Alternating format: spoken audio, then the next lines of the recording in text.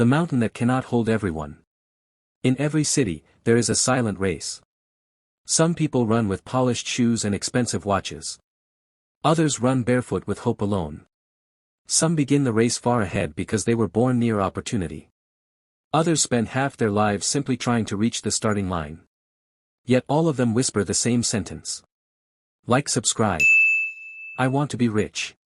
But the world has always hidden a difficult truth beneath ambition. Not everyone can be rich. Not because people are lazy. Not because dreams are evil. But because society itself is built like a mountain that narrows toward the top. At the bottom, there is space for millions. At the peak, there is room for only a few. A young man once asked an old philosopher. If everyone works hard, why can't everyone become wealthy? The old man smiled and took him to the marketplace. There were farmers shouting prices.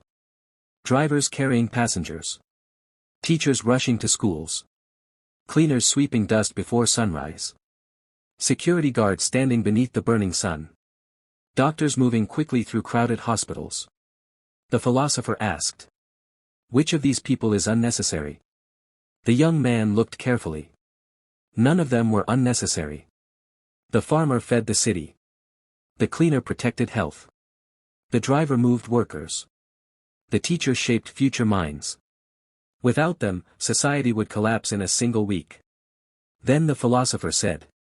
If everyone became rich tomorrow, who would continue the labor that keeps the world alive? The young man had no answer. Because wealth is not only built by effort. It is also built by structure.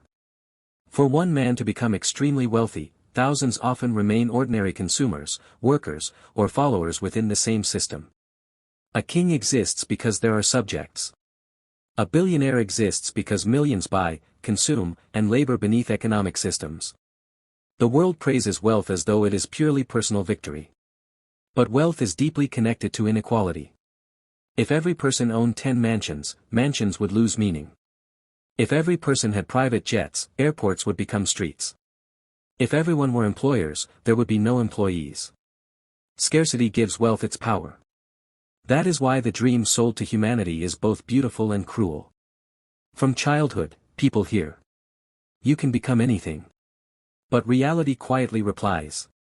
Not all at once. A society where every single person is rich cannot function according to the economic definitions humans created. Someone must repair roads. Someone must harvest food.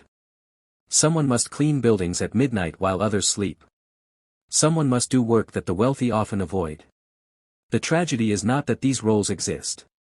The tragedy is that society teaches people to measure human value by money alone. So the teacher who shapes generations feels like a failure beside a celebrity. The honest mechanic feels small beside a millionaire influencer. The mother raising children feels invisible because love has no market price. People begin to hate their own lives simply because they are not wealthy. But wisdom asks a different question. What is richness? A fisherman sleeping peacefully beside the ocean may possess more inner wealth than a billionaire swallowing sleeping pills in a penthouse. A family eating simple food together in laughter may be richer in spirit than a mansion filled with silence and loneliness. Money solves many problems.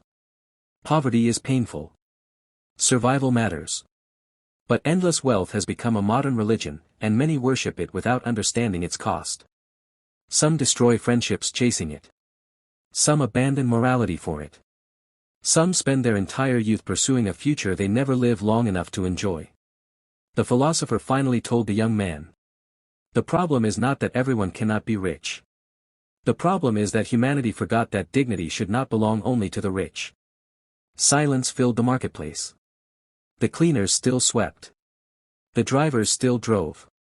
The farmers still carried food beneath the hot sun.